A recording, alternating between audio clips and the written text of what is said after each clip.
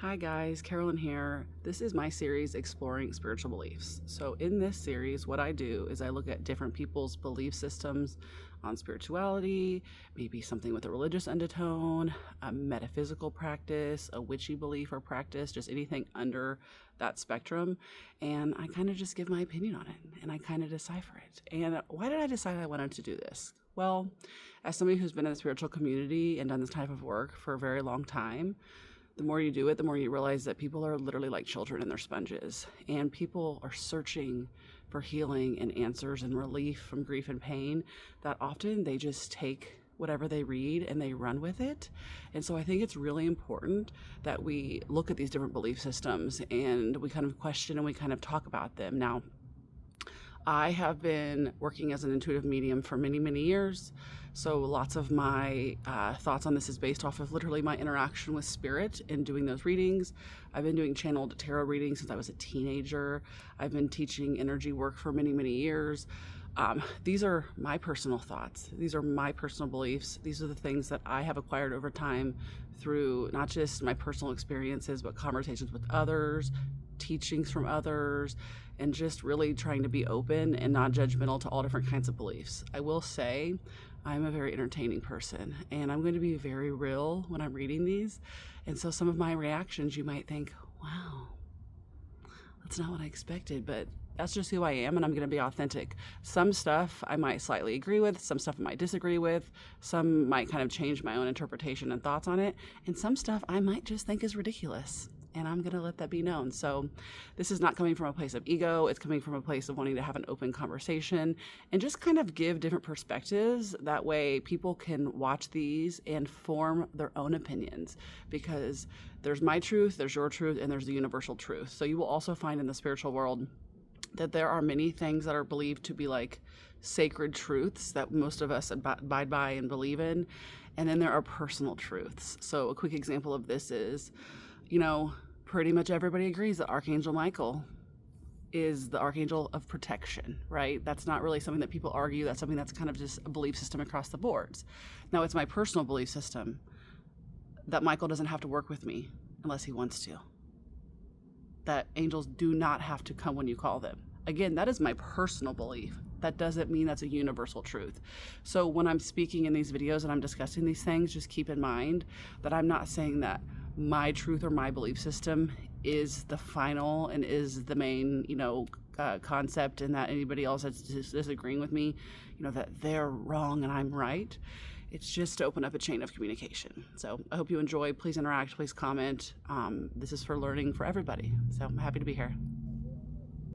All right. I am going to read a couple responses from an interview that somebody did. So this is kind of about the ego, thoughts on like the ego and self-love as it pertains to like being a spiritual person, right? So this is a whole interview that somebody did. I'm going to read the two questions and then the person's response, and that's what I'm going to go over. So the question was, if there's one thing that you would want people to know about themselves, what would that be?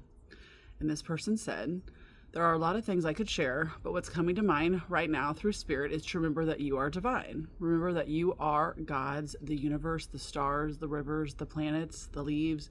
You are everything you see outside of you. Everything has always existed within you. It's emanating from your heart like a projector into the matrix. It's not happening out there to you. It's within you. You are such a powerful being. So I agree with this in the way that like we're all part of the universe. We all have spirit, our higher selves, God, like it all like innately is like within us. I think that this is the part that gets lost on people when it comes to religion is some people will say like they take the power outside of themselves and they put it literally like it's in God's hands. And they completely take themselves out of like any involvement in it, right? And I think not to like kind of spin off of this into like a religious conversation, but I feel like the disempowerment and like the not taking control of your own life, sometimes it's a good thing, right? Sometimes it's a faith-based thing. Sometimes it's a way to trust. It's a way to let go. It's a way to like comfort yourself. But sometimes it's a way to like not take accountability, right? Like, and sometimes it's a way for, it almost just pisses me off because I'm like, you did that. Like you, like say it was like you got your PhD. You busted your ass. You made that commitment. You worked hard. You did that. Yeah, you might have had the support of spirit or God or the universe around you, but God does not deserve all of that. And God, the credit for that, and God wouldn't want you to take the credit away from yourself, like any version of God, right? So that is I could go into like 4 different tangents about that part. Yeah, the stars, the rivers, the planets, I feel like that's an interesting way to think about like us as a whole part of the universe. I feel like more like, maybe you were a star once. Maybe you were a fucking tree once. Like if you believe reincarnation, we are all awakening to how beautiful and powerful we are, not from an egoic sense of power, but from the essence. We are all of it. We are all the humans, the planets, the rivers, the rocks, the aliens. Everything is us. I'm not an alien. I'm also not a rock, but I kind of get what he's saying. He's trying to say, like we're made of stardust, everything's made of stardust, that kind of energy. But I think the wording is a little woo-woo.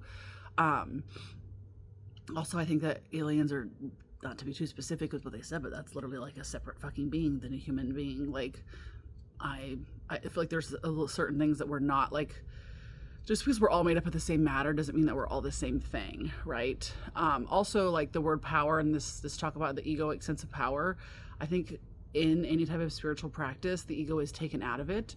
And I think like remembering like the term healer, right? Like we don't heal other people. Like we're just facilitators if we work as healers, and the power is within like each individual person, right? To heal themselves.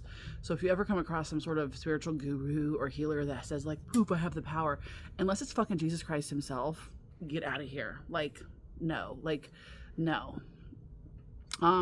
It's all being projected from our hearts, and there's only one source, God or whatever you want to call it. And it's you to begin with. It's you to begin with. You're creating this whole elaborate, beautiful story, fracturing yourself into all these small pieces to experience yourself from many facets. So it's all about you. It's all about infinite self-love too. I agree, the self-love part. People think it's selfish to put yourself first. I think it's selfish for you to say that I'm supposed to put you first. Like, how is self-love selfish? You want me to do something to make you feel better, and that's not selfish. But if I do something to make myself feel better, suddenly I'm selfish? I don't think so. That's another important aspect coming in. I think that's enough for now, but I'm happy to share more if you would like. I think I kind of talked about this in one of my previous videos when I was a little girl, and I was raised a Lutheran. And I remember very specifically getting in trouble in Sunday school because I said I felt like it was all the same God, and just different cultures over time have like morphed it and changed it, and we put it all in these little boxes, which is why when you come out of the box of religion, you're in spirituality, which is up here, because spirituality is where we start. And then it was like man took these different aspects and they made different religions out of them to try to put you in a box when it all is the same thing, right? So some people get really upset about that. They're like, it's not the universe, it's God. Well, to some of us, it's the same thing. So some of us, it's not the same thing, because some people have a really hard time with the word God because they think it has a religious context. So it depends on the person. But, when I'm teaching the things I'm teaching, I'm saying God, spirit, the universe, whatever you want to call it. God is kind of like, to me, like kind of like the ruler of the universe, if you will. And spirit is kind of like encompasses angels, ancestors, loved ones, God, my higher self, like everybody together. But I also don't really feel like there's my personal belief, I don't think there's like one singular higher power hierarchy of like God in the universe and then like little like angels and ancestors and trickling down. I feel like it's all like intertwined into like one thing. There was another question I wanted to read. So when you say it's all about me, that's the opposite of what I was taught growing up in a Christian context. Again, this is the person doing the interview. If you think it's about you or make yourself the center of the story, that's considered egoic, self-centered, and not of God. And how would you respond to that? And how would you help me process that? Great question. That's a very good question. When you see yourself as separate from all that God is outside of you, like Mother Mary, Jesus, Krishna, Buddha, and this person grew up in Lebanon, Greek Orthodox, so they understand Christianity. But when you're expanding, it is your consciousness keeps believing without challenging and listening to the voice within that then you're not, let me read that again. But when you are expanding, if your consciousness keeps believing without challenging and listening to the voice within, then you're not evolving. We all have that voice. We always have and always will. We never lose it. To me, that voice is our higher self. That is our direct connection to God. Like our higher self part of it sits up in heaven, like with God, or, we'll just say God because that's what we're talking about. And like, we have that connection and that knowing. A lot of people go to people like me for a living that do intuitive readings and psychic readings and mediumship, but they forget that they have that direct source themselves through their higher self, that connection to God to talk. But even myself as a reader, I still get readings from people, because sometimes just because of life and our human experiences, like even if we know something to be true or we feel it to be true, we have a hard time trusting ourselves. So there's no shame in that, right? Like, even though we all have that direct connection, even that's why I tell people, like, anybody could be a medium. Some of us have an easier way to connect to that spirit, that level of like spirit, just because of our own experiences. I heard something great yesterday that was talking about how, like, if you haven't really truly experienced something, you can't teach it. And I think that's why some of us who have experienced a lot of grief and death are pushed into working as a medium, because we truly understand it, and because we understand it, we can relay the message. Let's see, when you start listening to it, it leads you down an exploratory path, and as you explore those paths, your whole world expands. I also think it's really important throughout your practice, once you get out of the box of religion and you're examining all the different types of religions, right, or examining spirituality, that if you don't get to a point where you're questioning things, I would say that you're doing it wrong. Because I would say maybe around the COVID time, maybe before that, actually, I feel like I started questioning my own beliefs, and the things that, like, I had always thought were true, I was like, I don't know if I think that's true anymore, right? And I think that's really important. And I think the more you learn and the more you expand your awareness and the more you talk to people and the more you have different experiences with spirit and the more you just move throughout the world, like with that type of lens, if you're really open, you see that, like, not everything is one size fits all. There are not these like grand rules, like things are different for everybody and things are based off our experiences. Let's see. We've been taught, brainwashed, and conditioned to believe that we are separate from everything outside of us and that anything happening is happening to us. From that perspective, it makes sense to think, if I love what's outside of me, good things will happen to me, because we think it's happening to us, not through us, or because we're choosing to make it happen.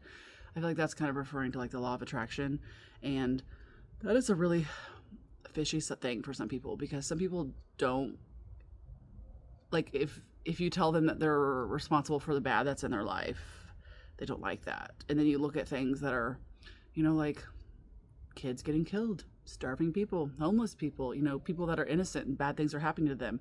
So that's a whole different conversation to have about, manifesting our realities and where that comes from. Because again, like, how does a small child, what do they do to get cancer or to be fucking murdered in Gaza, right? Like, that's a whole different conversation. But there is something to be said about our experiences being our own, and whether they come from this lifetime or another one, or ancestors, or whatever the karma is. I think it's easier to put that thought process to like adults, right? Somebody told me once that she believes that she manifests the good in her life and not the bad. And I was like, that's a very interesting conversation we should be having, because how does that work? You know what I mean? Like, how are we not responsible for drawing everything towards us? Let's see, that idea blows people's minds. What do you mean I chose this life? Like, what do you mean I chose poverty? Oh, he's talking about it. I grew up so poor, so I get it. What do you mean I chose pain? People can't grasp that. And when you start seeing yourself as the ascended master, realizing how powerful you are, you see choosing these experiences because you know that you can get out of them, you can learn from them, and you can expand through those experiences. That's interesting, because that's literally what I went into. And I think he's talking about lessons from like the higher self, like maybe like and this is, again, you'd have to believe like in reincarnation and that the soul has a plan and has something that it wants to do. And so I think what he's saying is like, it's because like that was something that your soul chose. Again, it's like, why would my soul choose that? But I think it's because the idea would be everybody's journey is different, and we don't know their experience. We don't know. I have a very, very, very beautiful life. I often joke that if I come back, I'm going to be pissed if I don't come back as a 5'11", blonde hair, blue eyed woman again. Because like, I love this body. I love this experience. I love my birth chart. I love my human design. Like, I love it. I have a lot of gratitude for this, but that doesn't go against or how do I say this? That doesn't mean that there were not things in my experience that were not great. Again, I've had a lot of trauma, a lot of abandonment, and a lot of grief. Part of my life lessons, right? Not everything's perfect. I also didn't have a lot. It's funny, the next thing says self-love. I also didn't have a lot of self-love and appreciation for this big, beautiful body that I was given until I was older. Self-love isn't coming from an egoic sense of separateness. Self-love is really you loving every aspect of who you are, even though it seems outside of you. It's all happening within you. Listen, if you don't see your value and worth, and you don't think these things are great about you, then why would somebody else? That's kind of my thing, right? Like, I'm fucking hilarious. I'm smart. I'm kind. I'm compassionate. I'm a really great human being. Doesn't mean I don't have my faults. But at my core, like, I know and I believe all of those things about myself. And if I didn't, why would other people believe those things, right? You know? Also, I don't need other people to necessarily believe those things about me because I know them to be true. But if you don't think you're worthy of love, why would you be receiving love, right? So like I said earlier, you are the rivers, you are the leaves, you are the humans, you are the wars, you're the peace, you're the love, you're the fear, you're the doctor, you're the stars, you're the planets. He's a little woo-woo. When you begin seeing everything outside of you as part of you, as a small fraction of the whole, and you love each part of that, that's the self-love we're talking about. And that is very beautiful, though. It's not about saying, I am the only one, although in a way you are the only one. But it's about loving energy, loving every version of yourself, every version that made all the decisions, whether good or bad or evil. That's actually a really, really great point. Yeah, I would agree with that. You have to love the good, the bad. You have to, Abraham's teachings are like, we have to like honor the resistance on our path because the bad shows us the good. And I recently saw her speak, and something she said I really liked. She basically said, like, when you have these experiences and these things that are happening to you that you don't want, instead of being mad or upset, being like, wow, I'm a really good manifestor. I must have put some shit on my path to get this to happen. Like, wow. And so I liked kind of like reframing it like that because that was me this year. Yeah. And like, even like the hard times and the times that you're down, like if you allow them to, those parts of you, they can teach you things about yourself. So, creation from a creator or God's view, there is no judgment for anything you do or decide. Wait, I thought the line was only God could judge me. Creation doesn't experience as good or bad. We created that concept, limiting ourselves to experience life with the idea of judgment. From creation's perspective, it's all just experience. I think that's a good point. And I think some of the deeper religions, like really Catholicism, like they really are heavy on the judgment and they try to shame you for things. But I think what this person is saying is that like God actually doesn't judge, that he loves you like no matter what you do, no matter what choices that you make. When you start seeing the world from that lens, you don't see self-love as selfish or fall into the typical human definitions of self. When you start seeing everyone and everything out there as a part of ascended mastery, your entire world shifts. Your perspective on what you just went through changes. You realize, wow, I put myself through that experience to really feel it, to see what choices and decisions I'd make and how to get out of it. Whether you got out of it or not, you expanded. Let's see, 2 more paragraphs of this. That's what enlightenment is. Expanding, learning, and continuously pushing the paradigm of infinite. I agree with that. If you believe and know that you are infinite, and if you truly understand what infinite means, you know it keeps going and going. There's no final destination. I feel like that's the idea of like the soul living on, right? And that we go past this lifetime. But I mean, we're humans, we're having human experiences. So of course we care about this lifetime. Of course, especially when you're young, right? Like you can't tell a kid in high school. I remember my niece, going through it in high school, and you can't tell a 16-year-old in 2 years when you graduate, it won't matter. It'll all be gone. Because for the next 2 years, that is all that matters, because that is their life, right? There's no final destination. The destination is right here, right now. This is why we talk about, okay, now that would go against my previous video about reincarnation, because according to them, their final destination is to ascend to higher masterhood. This is why we talk about the now moment. It's the only destination. If you want to define a destination, it's only here and now, because everything else keeps evolving, getting bigger and bigger. When you start accepting yourself as this expanded, beautiful soul living multiple lives at once to experience infinite in as many facets, your world changes and self-love comes from realization. Well, he didn't really talk about that, like living multiple lives at once, or like, to me, that would be like talking about like different dimensions and things, like us living in different dimensions and parallel universes and stuff. But that's a whole other conversation, so I don't really know where that came from. But I think the idea of like